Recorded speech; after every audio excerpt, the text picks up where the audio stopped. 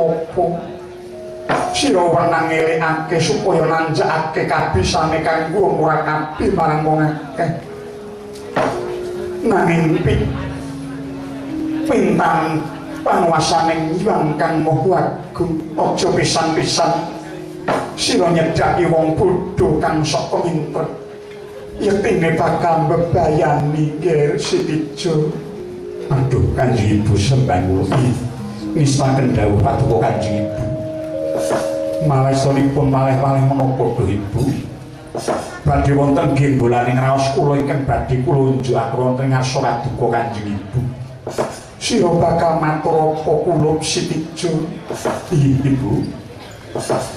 Sedaya ingkang linairaken wonten ing alam padang ingkang kesandangan kulit daging lan dalung menika tartamtu dumadi saking wiji ingkang wiji kala wau saking makatining bapa inggih Sudarma ingkang ukir jiwa raga.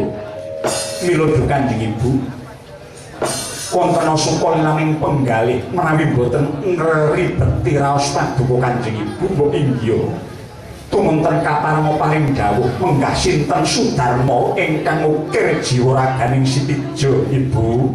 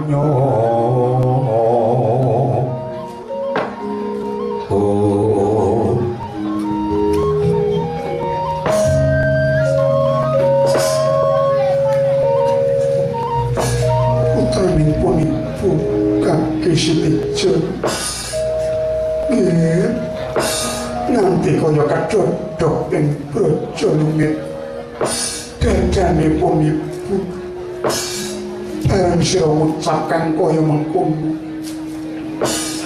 ateges wiwit dina iki sira wis ana lan bisa ngrasakake lamun sejatine Kanjeng Rama pukulun Bathara Eka Warna iku dudu kang ukir jiwa ragam inggih Ibu. Malah kala wingi Kanjeng Hyang pukulun Eka Warna piyambak ingkang kepareng medharaken perkawis menika bilih ingkang salaminipun menika pangertosan kula bilih Kanjeng Hyang pukulun menika ingkang ukir jiwa raga kula nanging jebolanut pituduhing Kanjeng Hyang pukulun estunipun dene Kanjeng Hyang pukulun ingkang dados lantaran gesang kula wonten ing Eka Pratala mriki Ibu.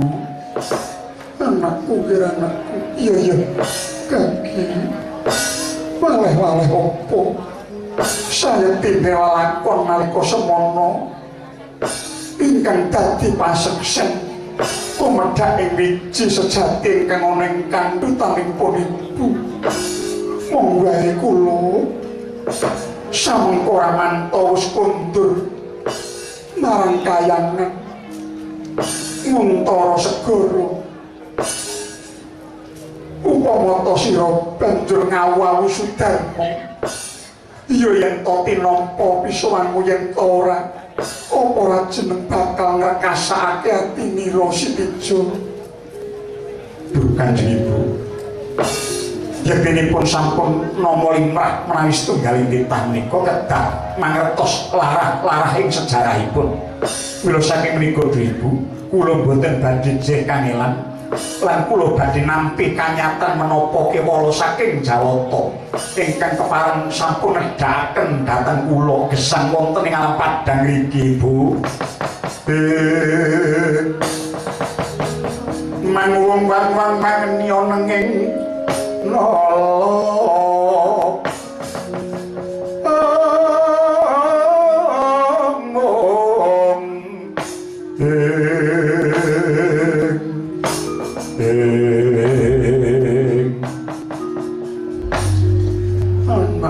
anakku Bambang Sedijaya kaya yang pancen mangkono nomor kaki kowe metu menyang daratan banjur golek ana menyang kayangan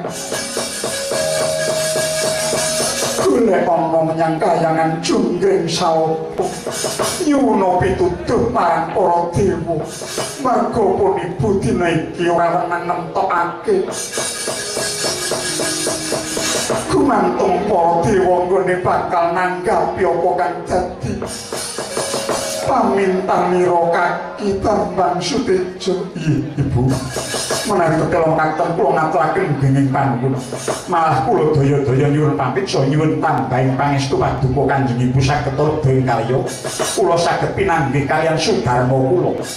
Iya ya nggih tak samoni cangkok ing kembang Wijaya Kusuma nanging iki dudu kembang mung cangkok ing kembang. Iki biyen dumadi saka telaking Banteng Ulung. Nalika pun Rama ngayunake pun Ibu Pertiwi nggih. Kula kang iku menawa iku kena kinarya sangu laku mira ing dedalan. Lumaku liwat ing pategalan kaki.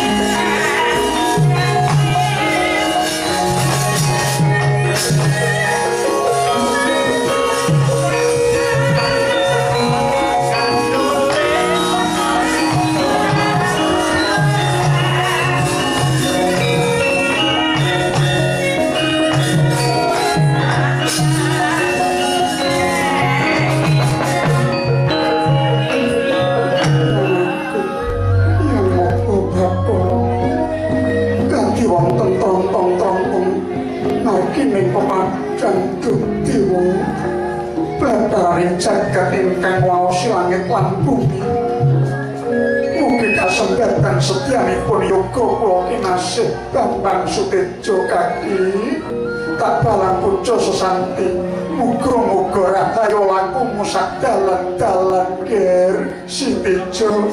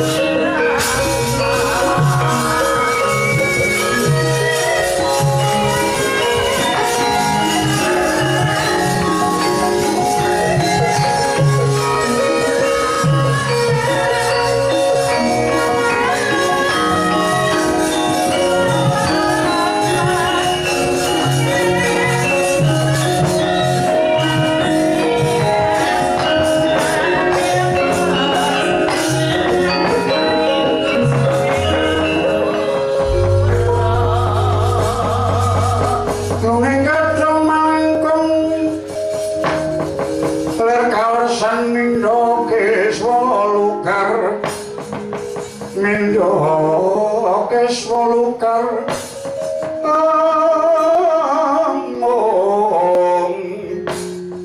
pangawining dwija praning kadhep kumlap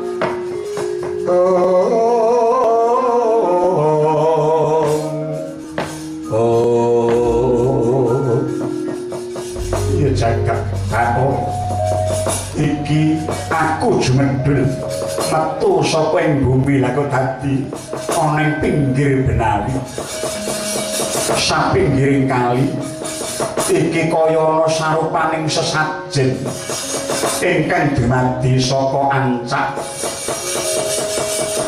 lan sak uburamping ana wuluh kuning bumi ana iwak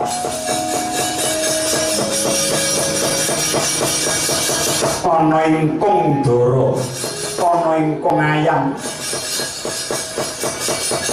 coba kanggo nodhi sepira ta bobote cangkok kembang Wijaya Kusuma peparingi Kanjeng Ibu Betari Pertiwi tak ungkulane cangkok ing kembang muga-muga nandi apa kang dadi panyuwunku marang panguwasaning dat kang mara ing dat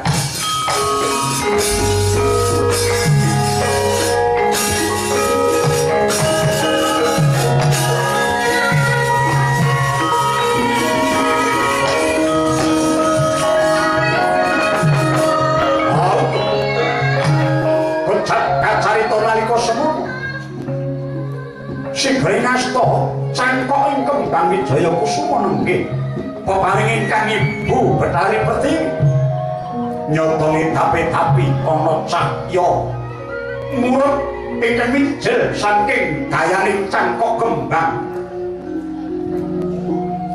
sumebar parata anu bengi punang sesaji ana daya pangaribawa sirna wujuding sesajen dadi raksasa pating pranama pating bedikasulai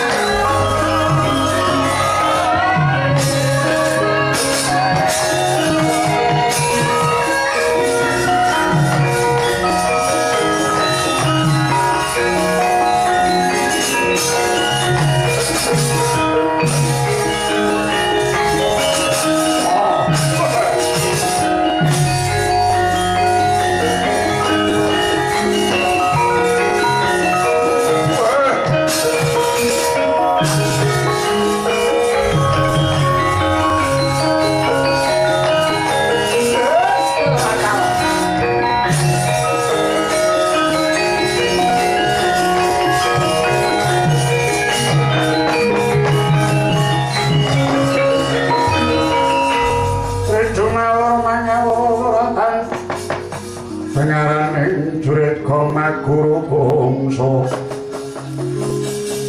tetek kaya buta wara panjriting turangga westi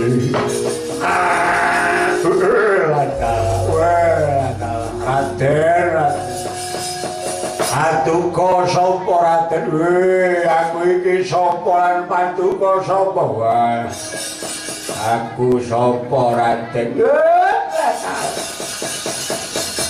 kula niki sinten Raden sumurupa aku Bambang Sitijo saka ing kayangan Eka Pratala kula menika sinten Raden sira kabeh mau dumadi saka sesaji kang mapan ana pinggiring kali bareng tak ungkuli dayaning cangkok kembang Wijaya Kusuma sira padha dadi raksasa mula muga sineksaning akeh ingkang dumadi saka ancak sira tak paringi tetenger Bidya Kala Ancak Ugra ingkang dumadi saka ingkang ayam tak jenengake Kala Ayam Prabu kang dumadi saka ingkang Dara tak jenengake Bidya Kala Maudara. Wah, menawi kula menika kowe sapa Ganda Amis tak paringi tetenger Kala Amisunda. Kula saking Rempela dipun namaken sinten Raden? Kowe tak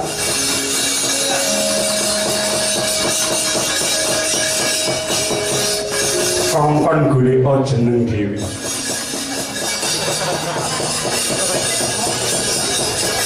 Kula dadi kula Rempeli.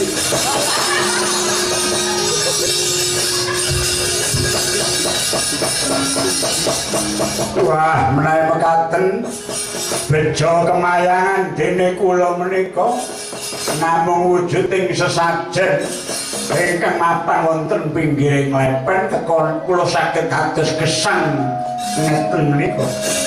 Mila kula prasetya kula badhe nderek paduka ratu. Kula nderek dhateng pundi purung ndika Raden Snija. Kula trimah kados ketiplak miwah kekeset jengandika Raden. Kula sagah sapiyantu dhateng jengandika Raden ing babagan menapa kewala. Mugi-mugi jengandika Raden pinanggih mulya. Saged kuncara njayeng bawana kula tetep dados ganjel ampiyandika Raden.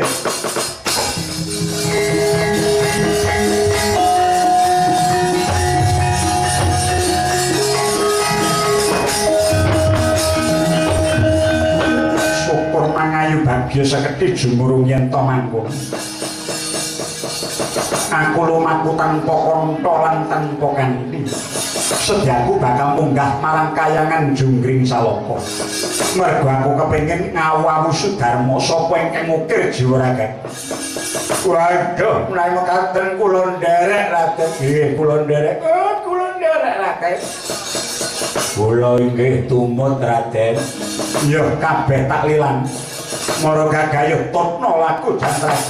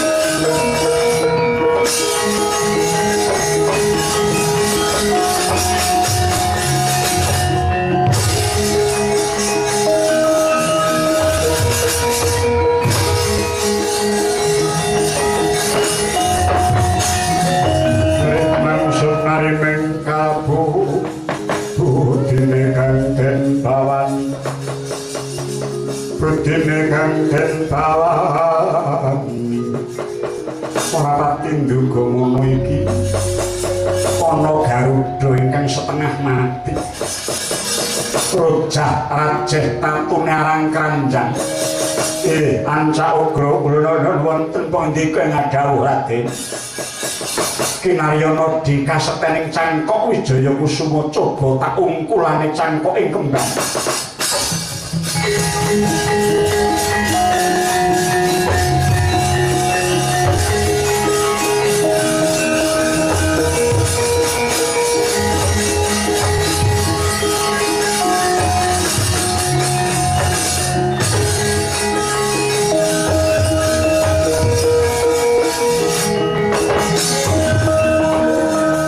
Raden, kula ngaturaken genging panuwun ingkang tanpa pepindhan. sira iku sapa Garuda bisa tata jalma? Ih, nami kula Wilmuna. Sing ngandika Raden sinten? Aku Bambang Sitijo. Iki rawang Wancak Ugur. Waduh Raden, pingaing manah kados kejubukan ukir sari. Ingkang saged maluyakaken kula inggih namung sing ngandika Raden mila dinten mangke mugi sineksen jagat saisinipun kula prasetya menawi dipun keparengaken nderek paduka. Najan sepisan kewala kula mboten nate badhe wantun kaliyan sing ngandika Raden. Malah kapara menawi kasbing penggalih kula temah dados titihan paduka Raden.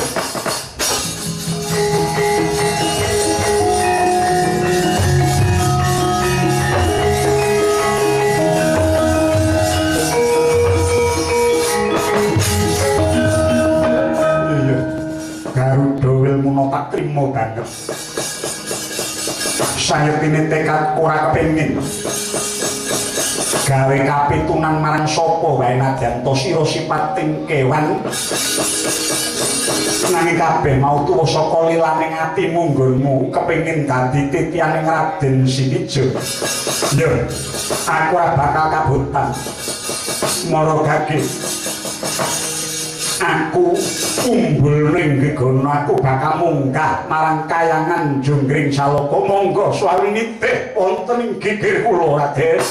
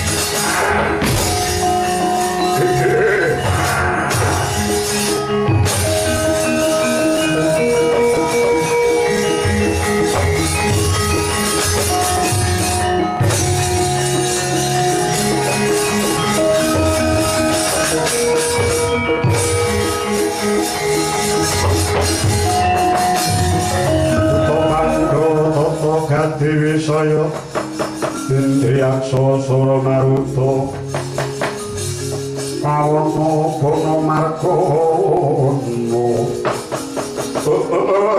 dalah kowe iki titah salah gawe sapa kowe Jumantaka nggawa badan wadak isih nggawa sandangan raga kowe munggah yang kayangan yen takon marang aku Bambang Sitijo kowe sapa aku Bathara Cingkara Bala aku Bala Upata ingkang tunggu kaya Silamatan duwe paring gawe apa kowe munggah menyang kayangan nggawa badan wadang ayo endi nggone ratu ning dewa aku kepengin tetanya kelawan ratu ning para Jawata kowe sumingkira. Wah, lajat. Gus kowe tak kandhani. Kabeh titah mercapada diwenangake ngadhep dewa. Nanging kudu kanthi cara alus.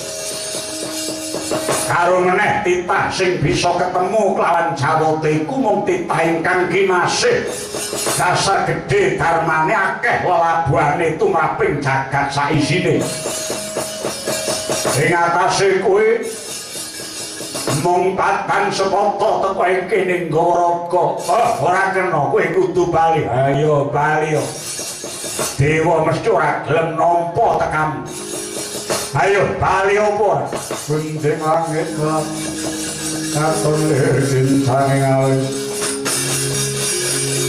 Prisana lekan manuk semaning jajalan buta loro pamu teko dadi kowe wani mbalekake Bambang Setijo apa yen aku nggawa badan wadah mbok kowe aku wedi karo dewa ya ora gelem sumingkir tak bedah kaya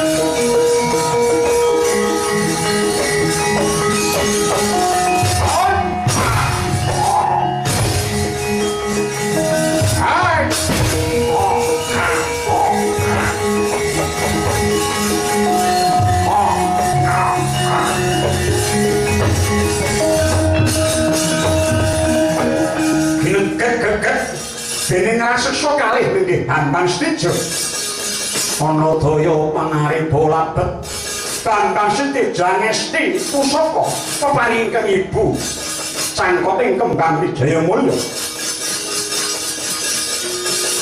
endang kapracondang kabuncang boh tibane senggerak sesokalih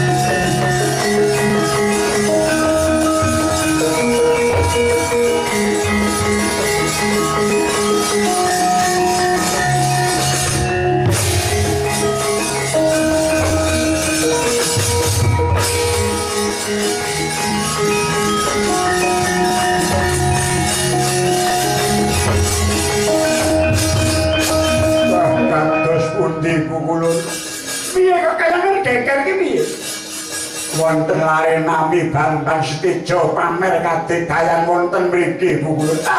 Lah kowe iki wong dewa karo mung jabut nyawa kok bingunge piye? Wah, klen jabut men pripun? Dewa-dewa sami kawon jingkara bala-bala upata mboten mangga puliya. Ora mung jabut nyawa nek cemplungno saregane neraka ya maneh. Ngesaken dawuh Bu Kulun.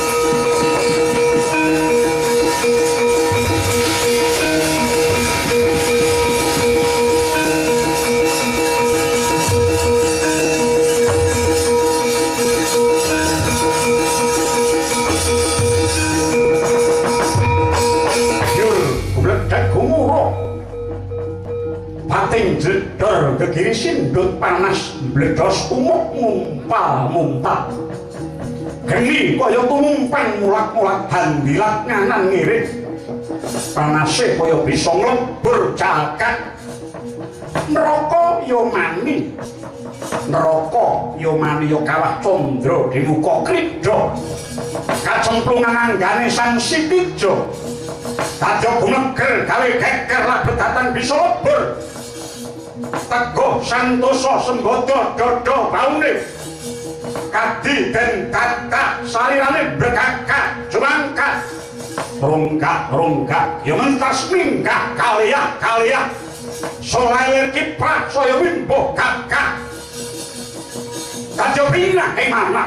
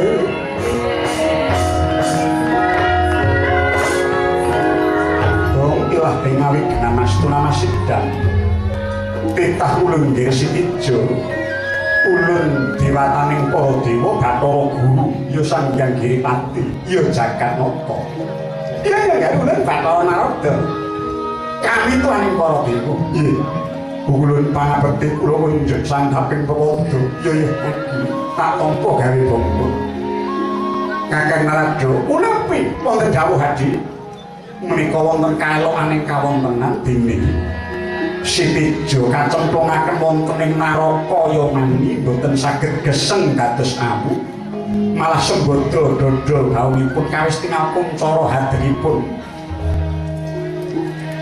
iki mekaten boten muka krana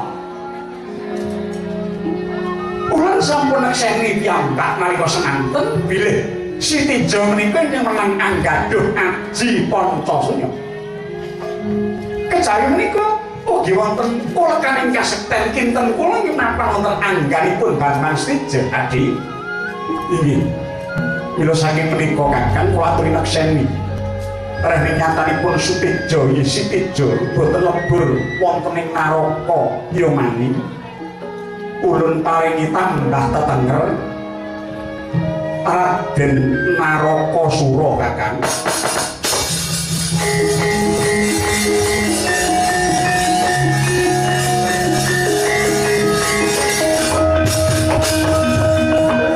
ngaturaken panuwun pukulun inggih labet awit wasesa paduka dhateng jasa kula Pestunipun sampun klinting panampi kula boten badhe damel risak ing kayangan Junggring Saloko babar pisan boten namung tekad kula sowaning asa paduka pukulun namung kepengin badhe nyuwun dawuh lan miteran menggah dumados ing Sitijo inggih Narakasura mapan wonten ing Gantara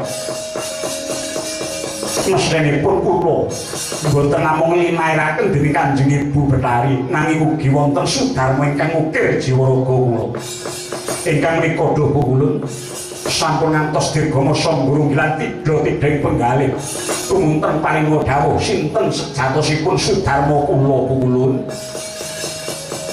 kaki Sitijo iya ulun ora bakal angelaki jer jagat wis padha nakseni rabine putra ulun kaki Bathara Wisnu ing Untara Segara kelawan ibu Nira Betari Pertiwi. Najan to nalika semana ana kaelokaning lakon nganti ulun pribadi uga kepengin garwa ibu Nira Betari Pertiwi parandene. Parane nyatane kang bisa mujuti kekudangane ibumu. Saka telaking banteng wulung yaiku wujuding pusaka kadewatan sangka kembang Wijaya Mulya ya Wijaya Kusuma iku ya mung kaki Bathara Wisnu. Mula ing menang garwa ibumu ya kaki Bathara Wisnu. Ategesira iku atmajane putra ulun kaki ing Untara Segara Bathara Suman ya Bathara Wisnu ya Sang Hyang Narayana. Aduh ulun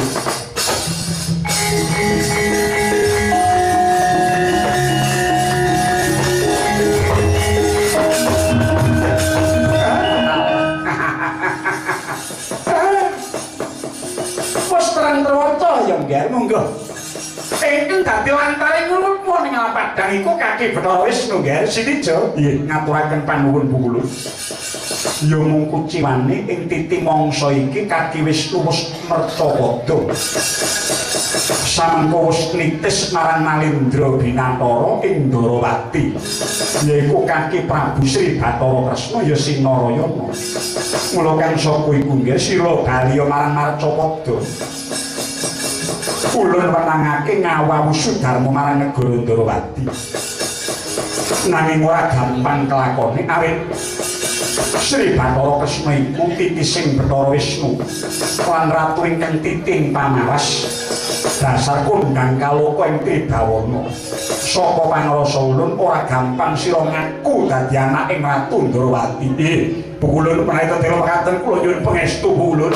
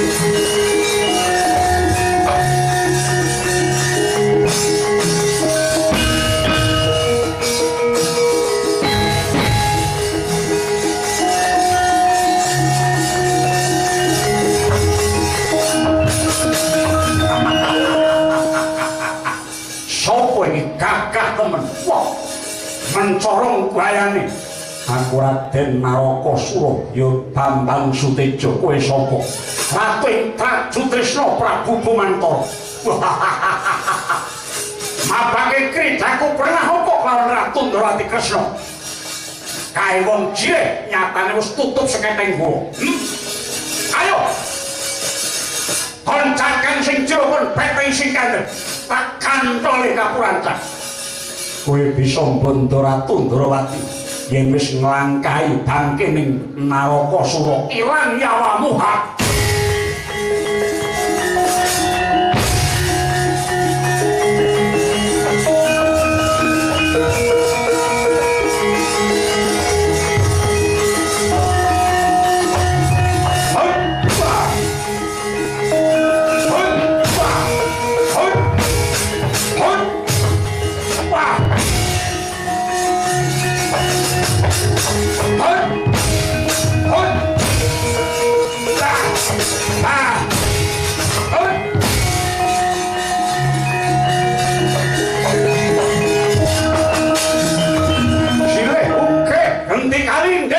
Sang kekalih Wada Suraseti Debya Sumpaka Wirutama Sengkak Cinengkak Gada Gitit Batang Kantun Labet saking dayane ngaji Pancasuna bumi kegaduh dening Bambang Stijo Nadan to pecah sedina kaping 17 palandene bisa sugeng paripurna Warilutung tandanging Prabu Bomantara Sigra kini keciong pangapit dadiran pati ning ateng-ateng palandene bisa jenggelek meneh kinempruk gada pecah kapisanan jebabak depane lemah nengge Sang Prabu Bomantara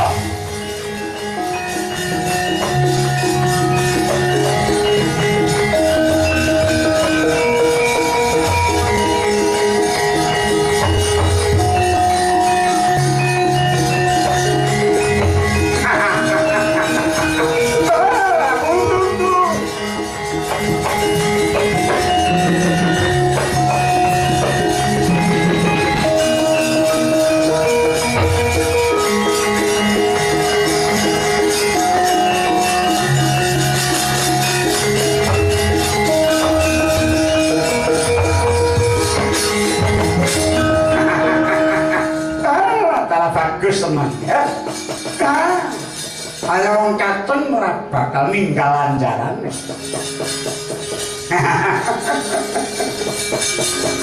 ini rasanya Prabu Bomantara kondang kasetene lagu dadi saking jebabak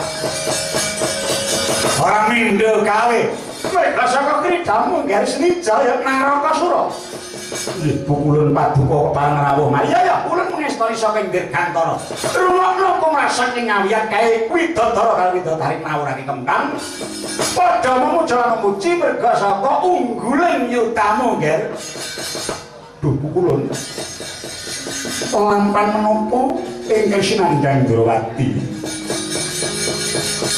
panglare menika sinten pukul iki majanira pribadi Sitija ya sing Narakasura Atmaja kula kaliyan sinten kula aja ngeling-eling tresnane aja ngeling-eling Narayanane nanging ngelinga sira iku Bathara Wisnu kowe duwe Betari Pertiwi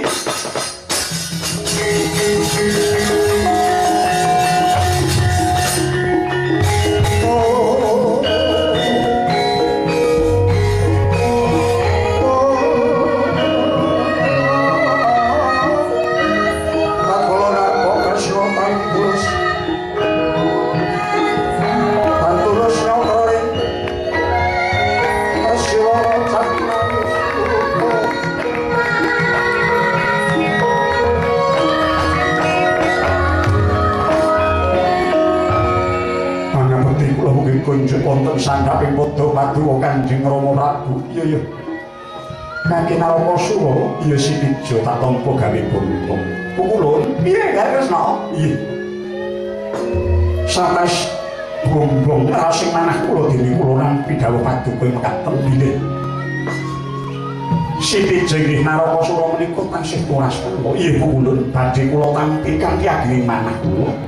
Ngemuti bilih kula pinitaya dening dewa pinanggenah kados lenggahing Bathara Wisnu ingkang kinen Pranata jejeking adil miwah bebener kula. Ya mangsa bodho.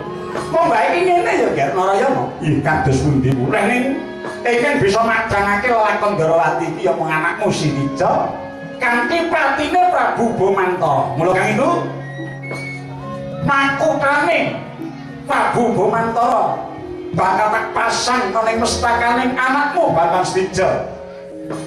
Lan negara Trajutresna ing Prajatisa ulun paringake supaya dilenggahi dening Kaki Prabu Sitijo ingkang dadi ratu ing kono. Lan uga nunggak asemi jejuluka Prabu Boma Narakasura.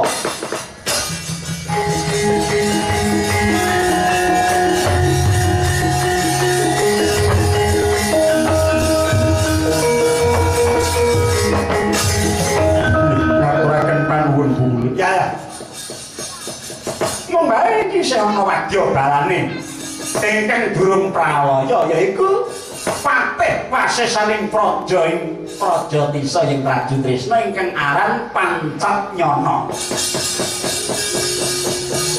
Uga bapak pisan kantinen tetep nangun kalahayen ana ing negara Trajutresna.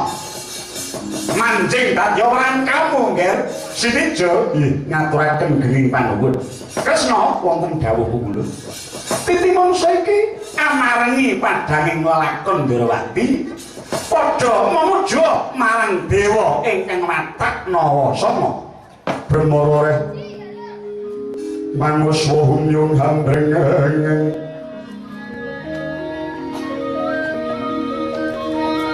kati karunaning kasosi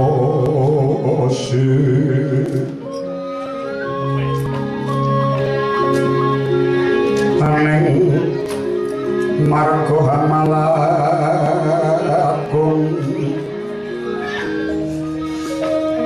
pisan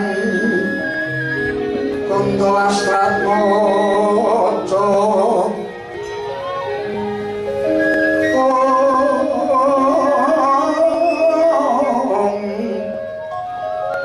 lamalu kamu hati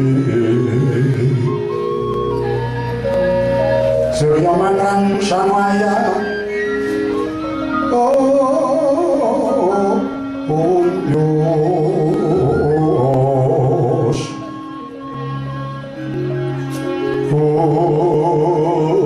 Yus Borobaya